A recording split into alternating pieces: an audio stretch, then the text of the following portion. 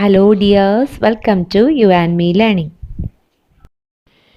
നമുക്ക് ആക്ടിവിറ്റീസിലേക്ക് കടന്നാലോ? ഒന്നാമത്തെ നോക്കൂ. What do you think about Polya's character? Make a brief character sketch.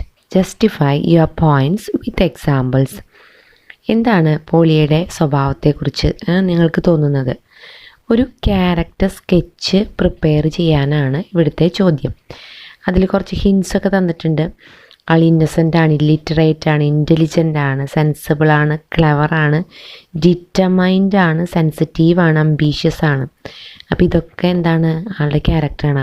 അപ്പോൾ ഇതുമായി ബന്ധപ്പെട്ട സംഭവങ്ങളൊക്കെ ചേർത്തുകൊണ്ട് വേണം ക്യാരക്ടർ സ്കെച്ച് നമുക്കിവിടെ പ്രിപ്പയർ ചെയ്യാനായിട്ട്. നോക്കൂ ഈ character sketch. Polya was an innocent woman. She was not ready to study the language, so she continued as an illiterate woman. She got a letter written by a woman to her husband, but she didn't quarrel with her husband. She was very intelligent. She started learning the language. At last, after 2 months, she attained her goal. She understood the reality that her husband was a sincere man. ഇവിടെ പറയുന്ന നോക്കൂ കൂട്ടുകാരെ, പോളിയ എന്ന് പറഞ്ഞു കഴിഞ്ഞാൽ വളരെ നിഷ്കളങ്കയായ innocent ആയിട്ടുള്ള ഒരു സ്ത്രീ ആയിരുന്നു. പക്ഷെ ആൾ ഭാഷ പഠിക്കാനായിട്ട് റെഡി ആയിരുന്നില്ല. അതുകൊണ്ട് ഇലിറ്ററേറ്റ് ആയിട്ട് തന്നെ തുടർന്നു. പക്ഷേ ഒരു ദിവസം അവൾക്ക് തൻ്റെ ഹസ്ബൻഡിൻ്റെ പോക്കറ്റിൽ നിന്നും ഒരു സ്ത്രീ ഹസ്ബൻഡിന് എഴുതിയ കത്ത് ലഭിക്കുകയുണ്ടായി. പക്ഷെ കത്ത് കിട്ടിയ ഉടനെ തന്നെ ഭർത്താവുമായി കലഹത്തിനൊന്നും പോയില്ല. ആൾ വളരെ ബുദ്ധിമതിയായിരുന്നു. ആൾ ആ ലാംഗ്വേജ് പഠിച്ചെടുത്തു. ഒരുപാട് ശ്രമങ്ങൾക്ക് ശേഷം ലാംഗ്വേജ് പഠിച്ചെടുത്ത് കത്തിലെ റിയാലിറ്റി മനസ്സിലാക്കി. അതിൽ നിന്നും ആൾക്ക് മനസ്സിലാവുകയുണ്ടായി തൻ്റെ ഭർത്താവ് നിഷ്കളങ്കനാണ്, നന്മയുള്ള വ്യക്തിയാണ്, സത്യസന്ധനാണെന്ന് മനസ്സിലാക്കുകയുണ്ടായി. ഇതാണ് പോളിയയുടെ ക്യാരക്ടറായിട്ട് ഇവിടെ പറഞ്ഞിരിക്കുന്നത്. Next activity. Do you think Polia would have ever become literate if she had not come across Maria's letter to her husband? Why do you think so? Discuss and write. Give reasons. നിങ്ങൾക്ക് തോന്നുന്നുണ്ടോ പോളിയ ഈ കത്ത് കിട്ടിയില്ല എങ്കിൽ literate ആയിട്ട് മാറില്ല, illiterate ആയിട്ട് തന്നെ, അക്ഷരാഭ്യാസമില്ലാത്ത വ്യക്തിയായിട്ട് തന്നെ തുടരുമായിരുന്നു എന്നാണോ നിങ്ങൾക്ക് തോന്നുന്നത്? എന്തുകൊണ്ടാണ് നിങ്ങളങ്ങനെ ചിന്തിക്കുന്നത്? അതിനുള്ള കാരണങ്ങൾ ഇവിടെ എഴുതുക എന്നാണ് പറഞ്ഞിരിക്കുന്നത്. നോക്കൂ. If Polia had not come across Maria's letter, she would not have become a literate woman. The desire to know the content of the letter was the reason behind her literacy. ആൾ അക്ഷരാഭ്യാസമുള്ള വ്യക്തിയായി മാറാൻ കാരണം തന്നെ കത്തിൻ്റെ ഉള്ളടക്കം അറിയുക എന്നുള്ള ആഗ്രഹം മാത്രമാണ്. അതുകൊണ്ടാണ് ആൾ ഭാഷ പഠിച്ചത്. Next. You have learn something about the media and communication. മീഡിയനെ കുറിച്ചും കമ്മ്യൂണിക്കേഷനെ കുറിച്ചും പഠിച്ചു. Now it's time for you to think about a media lab in your school. ഇനിയിപ്പോൾ നിങ്ങളുടെ സ്കൂളിൽ ഒരു മീഡിയ ലാബ് സെറ്റ് ചെയ്യാൻ ശ്രമിക്കുക. What might be the arrangements needed. അങ്ങനെയാണെങ്കിൽ എന്തൊക്കെ അറേഞ്ച്മെൻറ്റ്സാണ്, തയ്യാറെടുപ്പുകളാണ് നമ്മൾ നടത്തേണ്ടത്? മീഡിയ ലാബിൽ എന്തൊക്കെ വേണമെന്നാണ് ഇവിടെ ചോദ്യം. കമ്പ്യൂട്ടേഴ്സ്, ഇൻ്റർനെറ്റ്, കൂടാതെ എന്തൊക്കെ വേണം കൂട്ടുകാരെ? അതിവിടെ കൊടുത്തിരിക്കുന്നത് കണ്ടോ? Newspaper, T V, radio, ഇവയൊക്കെ നമുക്ക് മീഡിയ ലാബിൽ വേണമല്ലേ. ഇതൊക്കെ മീഡിയകളാണ്, മീഡിയംസാണ്. അപ്പോൾ അതൊക്കെ നമുക്ക് ലാബിൽ വേണം. Next question. As the first step you can prepare wall news paper. What could be included in it? ഒരു ന്യൂസ് പേപ്പർ നമുക്ക് തന്നെ ഉണ്ടാക്കാം. ഒരു വാൾ ന്യൂസ് പേപ്പർ ഉണ്ടാക്കി നമ്മുടെ ക്ലാസ് റൂമിൽ തൂക്കിയിടാം, ഒട്ടിക്കാം. അപ്പോൾ അതിൽ ഒരു ന്യൂസ് പേപ്പർ തയ്യാറാക്കുമ്പോൾ അതിൽ വേണ്ട കാര്യങ്ങൾ എന്തൊക്കെയാണെന്നാണ് ഇവിടെ ചോദ്യം. കൂട്ടുകാർക്കറിയാം, എഡിറ്റോറിയൽ ആർട്ടിക്കിൾസ്, അതുപോലെ തന്നെ ലോക്കൽ ന്യൂസ്, അതിൽ വേണമെങ്കിൽ പോയംസോ ഷോർട്ട് സ്റ്റോറീസോ എഴുതാം. സ്പോർട്സ് ന്യൂസിന് എന്തായാലും ഉണ്ടായിരിക്കും ന്യൂസ് പേപ്പറിൽ അല്ലേ. അപ്പോൾ ഇത്രയും ന്യൂസുകളൊക്കെ നമുക്ക് അതിൽ ആഡ് ചെയ്ത് നല്ലൊരു ന്യൂസ് പേപ്പർ ആക്കാനായിട്ട് സാധിക്കും. അടുത്ത ആക്ടിവിറ്റി നോക്കൂ. Polya was initially illiterate. Finally she became literate. ആദ്യം പോളിയ ഇനീഷ്യലി ആദ്യം എന്തായിരുന്നു? ഇല്ലിറ്ററേറ്റ് ആയിരുന്നു, അക്ഷരാഭ്യാസം ഇല്ലാത്ത വ്യക്തിയായിരുന്നു. ഫൈനലി ലാസ്റ്റോ അവസാനം എന്തായിരുന്നു? ഷി ബിക്കെയിം ലിറ്ററേറ്റ്, അക്ഷരാഭ്യാസമുള്ള വ്യക്തിയായി മാറി. അപ്പോൾ ഇവിടെ രണ്ട് വാക്കുകളും അവയുടെ ഓപ്പോസിറ്റ് വെച്ചിട്ട് അടുത്ത സെൻറ്റൻസ് ഉണ്ടാക്കിയിരിക്കുക. Initially opposite finally, illiterate opposite literate. The word illiterate, അപ്പോൾ അത് മനസ്സിലായല്ലോ. Here is a set of words and the antonyms match them. അപ്പോൾ ഓപ്പോസിറ്റ്സിന് വേറൊരു പേരാണ് ആൻറ്റണിംസ് എന്നുള്ളത്. ഓപ്പോസിറ്റ് എന്ന് പറഞ്ഞാൽ അതേ അർത്ഥമുള്ള വാക്കാണ് ആൻറ്റണിം. ആൻറ്റണിം എന്ന് പറഞ്ഞാൽ വിപരീത പദങ്ങൾ, ഓപ്പോസിറ്റ് എന്ന് പറഞ്ഞാൽ വിപരീത പദങ്ങൾ. അപ്പോൾ അതിന് മറ്റൊരു വാക്ക് antonym. Here is a set of words and the antonyms match them. അപ്പോൾ ഇവിടെ വേർഡ്സും ആൻറ്റണിംസും രണ്ട് കോളങ്ങളിലായിട്ട് കൊടുത്തിട്ടുണ്ട്, പക്ഷേ ഓർഡർ തെറ്റിച്ചാണ് കൊടുത്തേക്കുന്നത്. അപ്പോൾ നമുക്ക് മാച്ച് ദ ഫോളോയിങ് ആണ് അതിൽ വേണ്ടത്. അപ്പോൾ എറൈവിൻ്റെ ആൻറ്റണിം ഡിപ്പാർട്ടാണ്, സ്ലീപ്പിൻ്റെ അവേക്കാണ്, ഫോർഗെറ്റിൻ്റെ റിമെമ്പറാണ്, മോഡേണിൻ്റെ എന്താണ്? ആൻഷ്യൻ്റ് ആണ്. അപ്പോൾ ഹെയ്റ്റിൻ്റെയോ ലവ് ആണ്. അപ്പോൾ അതോടെ എഴുതിയിരിക്കുന്നത് നോക്കുക, കൂട്ടുകാർ പഠിക്കുക. Next activity, a few sentences are given in column A.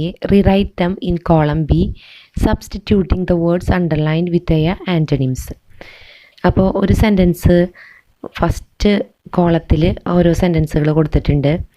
Second കോളത്തിൽ ആ സെൻറ്റൻസിൻ്റെ ആൻറ്റണിം ആഡ് ചെയ്തിട്ട് സെൻറ്റൻസ് മാറ്റി എഴുതണം. ഫസ്റ്റത്തെ സെൻറ്റൻസ് നോക്കൂ. The teacher likes students who come early to school. The teacher dislikes, അപ്പോൾ ലൈക്സിൻ്റെ opposite dislikes, students who come late to school. അപ്പോൾ ഇതിൻ്റെ ഓപ്പോസിറ്റ് എങ്ങനെ വന്നു? ടീച്ചർക്ക് സ്കൂളിൽ നേരത്തെ വരുന്ന കുട്ടികളെ ഇഷ്ടമാണ്. ബി കോളത്തിൽ എന്താ എഴുതിയിരിക്കുന്നത്? ടീച്ചർക്ക് സ്കൂളിൽ വൈകി വരുന്ന കുട്ടികളെ ഇഷ്ടമല്ല.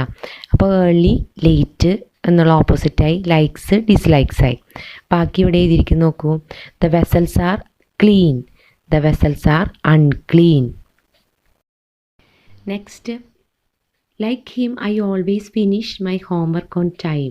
Like him I always start, ഫിനിഷിൻ്റെ opposite start, my homework on time. അവനെ പോലെ ഞാൻ എപ്പോഴും കറക്റ്റ് സമയത്ത് തന്നെ ഹോംവർക്ക് സ്റ്റാർട്ട് ചെയ്യാറുണ്ട്, അവിടെ ഫിനിഷ് ചെയ്യാറുണ്ടാണ്. She works as a temporary clerk in the company. അപ്പോൾ ടെമ്പററിയുടെ opposite permanent. She works as a permanent clerk in the company.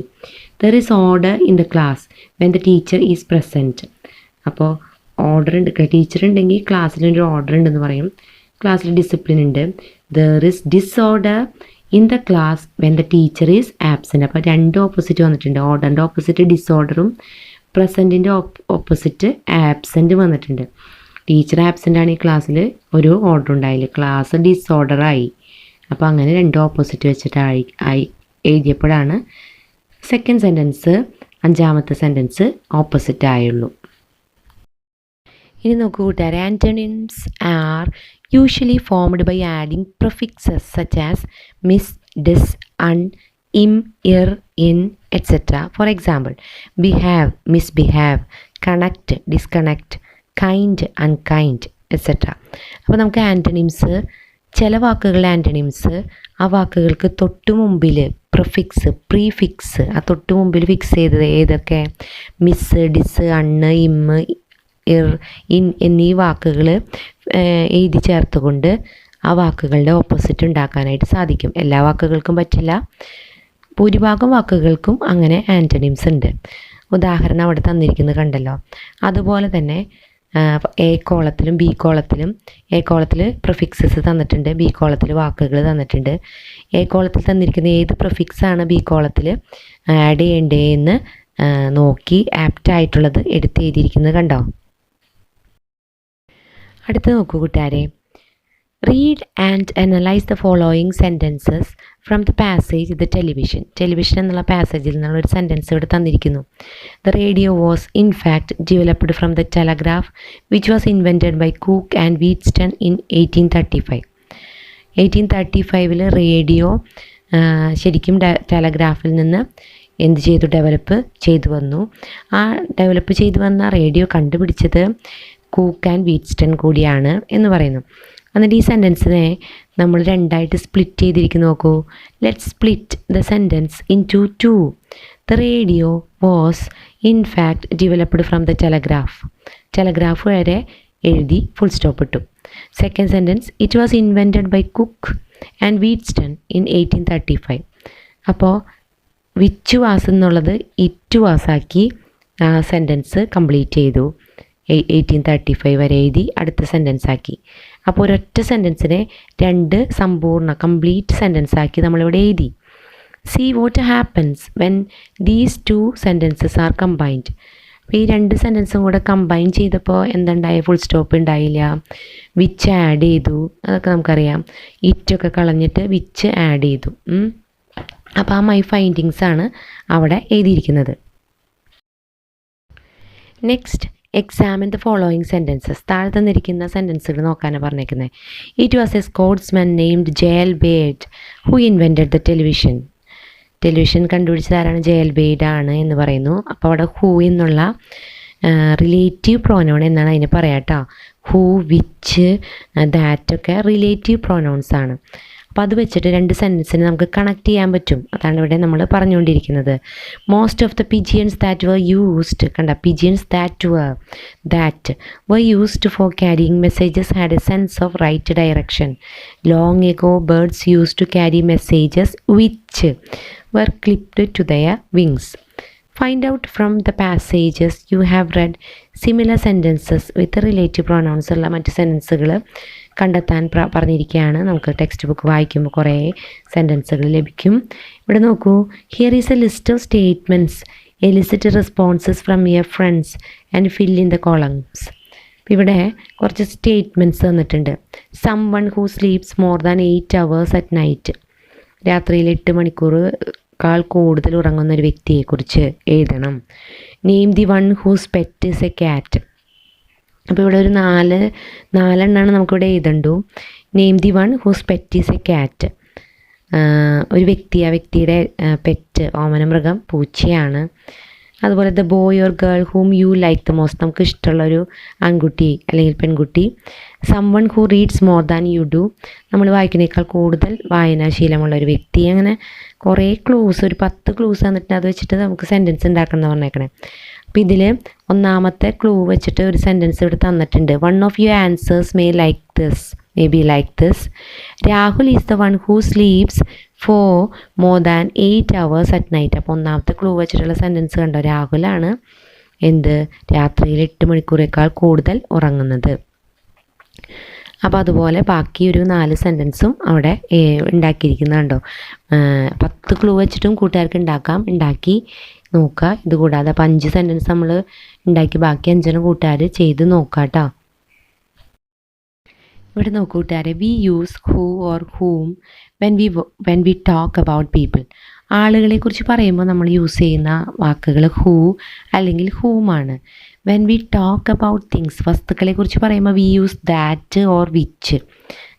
ദാറ്റോ അല്ലെങ്കിൽ വിച്ചോ ആണ് വസ്തുക്കളെക്കുറിച്ച് പറയുമ്പോൾ നമ്മൾ യൂസ് ചെയ്യാം. Complete the following sentences using the words who, which or that.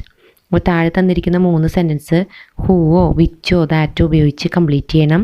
The first one is done for you, ഒന്നാമത്തെ ചെയ്ത് തന്നിട്ടുണ്ട്. A teacher is A person. അപ്പോൾ ടീച്ചർ എന്ന് പറയുന്നത് ഒരു വ്യക്തിയാണല്ലോ. അപ്പോൾ ഹൂ ടീച്ചേഴ്സ്, ടീച്ചർ എന്നുള്ളത് പഠിപ്പിക്കുന്ന ഒരു വ്യക്തിയാണ്. ഡിക്ഷണറിയോ യൂസ്ഡ് ഫോർ റെഫറൻസ്. അപ്പോൾ ഡിക്ഷണറി എവിടെ ഇരിക്കുന്നത് നോക്കൂ. Dictionary is a book that is used for reference. This is the house which Jane built. Jane പണിത ഹൗസ് ഇതാണ്. അപ്പോൾ ഇങ്ങനെ 3 സെൻറ്റൻസ് അവിടെ എഴുതിയിരിക്കുന്നത് കണ്ടോ കൂട്ടുകാർ. ഇനി നോക്കൂ, answer the following questions using relative pronouns. താഴെ തന്നിരിക്കുന്ന സെൻറ്റൻസുകൾ റിലേറ്റീവ് പ്രൊനൗൺസ് ഉപയോഗിച്ച് ചെയ്യേണ്ടതാണ്. Periyar is the river that flows near my house. പെരിയാറാണ് എൻ്റെ വീടിൻ്റെ അടുത്തേക്കൂടെ ഒഴുകുന്ന നദി. അപ്പോൾ ദാറ്റാണ് അവിടെ ഉപയോഗിച്ചിരിക്കുന്നത്. ഇനി നമുക്ക് ക്ലൂകളാണ് 4 തന്നിരിക്കുന്നത്. അത് വെച്ചിട്ട് സെൻറ്റൻസ് ഉണ്ടാക്കണം. Name the river that flows near your house. Name the person whom you like the most. Which is the story that you recently read. Name the oldest person who lives in your neighbourhood. കൂട്ടുകാരെ, അപ്പോൾ ഒന്നാമത്തെ clue എന്തായിരുന്നു? നമ്മുടെ വീടിൻ്റെ അടുത്തേക്കൂടെ ഒഴുകുന്ന ഒരു നദി. അപ്പോൾ വെറുതെ ഇവിടെ നീലാന്ന് എഴുതിയിരിക്കുകയാണ്. Neela is the river that flows near my house. രണ്ടാമത്തെ ക്ലൂ എന്തായിരുന്നു? അത് നമുക്ക് ഇഷ്ടമുള്ളൊരു വ്യക്തി. അപ്പോൾ ഇവിടെ നോക്കൂ, Sridevi is the person whom I like most. അപ്പോൾ വ്യക്തിയാകുമ്പോൾ ഹൂ അല്ലെങ്കിൽ ഹൂം ഒക്കെ ആണല്ലോ. അപ്പോൾ ഹൂം, അവളെയാണ് എനിക്ക് ഏറ്റവും ഇഷ്ടം. ഇനി നമ്മൾ വായിച്ചൊരു കഥ, happy Prince is the story that I read recently. ഈ അടുത്ത് വായിച്ചത് ഹാപ്പി പ്രിൻസ് ആണ്. ലാസ്റ്റ് ക്ലൂ ഏതായിരുന്നു? Name the oldest person who lives in your neighbourhood. നമ്മുടെ അയലക്കത്തുള്ള ഏറ്റവും പ്രായമായ വ്യക്തി ആരാണ്? അപ്പോൾ ഇവിടെ എഴുതിയിരിക്കുന്നു നോക്കൂ, Davis is the oldest person who lives in our neighbourhood. Your എന്നല്ല, ഇൻ അവർ നൈബർഹുഡ്. അപ്പോൾ എൻ്റെ അയലക്കത്തുള്ള ഓൾഡസ്റ്റ് പേഴ്സൺ, ഏറ്റവും പ്രായം കൂടിയ വ്യക്തി ഡേവിസ് ചേട്ടനാണ്, ഡേവിസ് ആണ്. അപ്പോൾ അതാണ് ഇവിടെ എഴുതിയിരിക്കുന്നത്. അപ്പോൾ ഇത്രയും വരെയുള്ള ആക്ടിവിറ്റീസാണ് ഈ വീഡിയോയിൽ ഉൾപ്പെടുത്തിയിരിക്കുന്നത്. അടുത്ത വീഡിയോയിൽ ബാക്കി എല്ലാ ആക്ടിവിറ്റീസും ഉണ്ട് കേട്ടോ.